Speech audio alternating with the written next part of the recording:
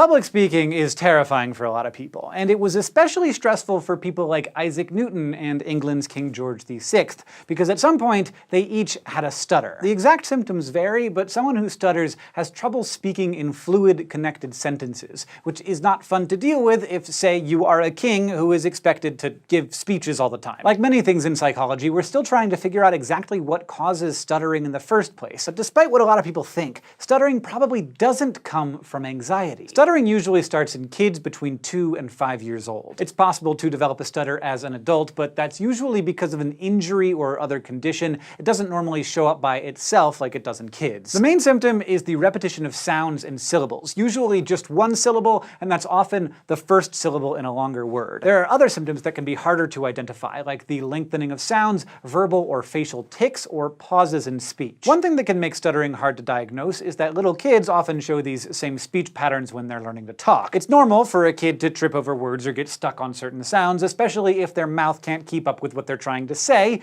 and up to 20% of kids will show symptoms that look like stuttering. But by the time they're 4 or 5, 75% of them will have outgrown it. If someone is still stuttering by then, and if it's enough to disrupt their life or make them anxious, they'll likely be diagnosed with childhood onset fluency disorder, the official name for stuttering. We don't know why some people outgrow their symptoms, but we do know that people don't start stuttering because they're shy or nervous. Being shy or nervous can make symptoms worse and can start a vicious cycle, because then you get more stressed and stutter more, and then you get even more stressed. But people who manage their symptoms score about the same on anxiety tests as people who never stuttered, so scientists are pretty sure that it's not the root cause. It's more likely that genetics is involved in some way. You're 3 times more likely to stutter if you have a family member who also stutters. It's also more common in boys than in girls, which is why some geneticists used to think it might be linked to sex-specific chromosomes. But we now know that that's probably not the case. Newer research has found that mutations on other chromosomes, like chromosome 12, could be responsible. When researchers studied a group of families in Pakistan with a high concentration of people who stuttered,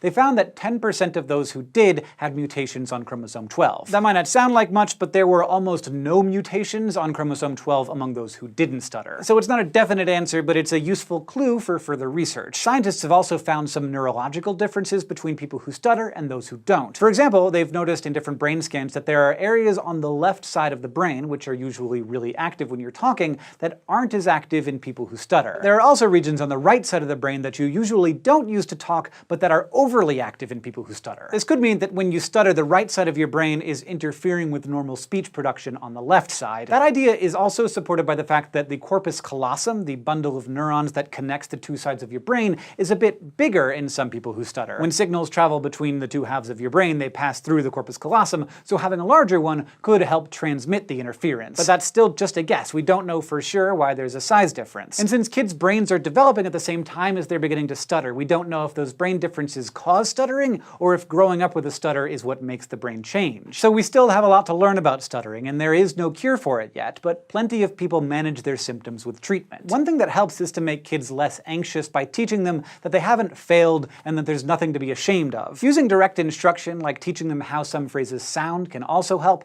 but another useful tool is to slow down the conversation. That way, the kid can get more comfortable with simpler or slower sentences and then work their way up to more complicated ones. The best treatment depends on the person, but there are a ton of ways to make stuttering less stressful and more manageable. It's too late to help Newton, but as psychologists and neurologists do more research, we're starting to be able to help more of today's stutterers. Thanks for watching this episode of SciShow Psych, which was brought to you by all of our patrons on Patreon. If you would like to support this show and keep exploring all kinds of things about our brains, you can go to patreon.com/scishow, and for new videos every week, you can visit youtube.com/scishowpsych and subscribe.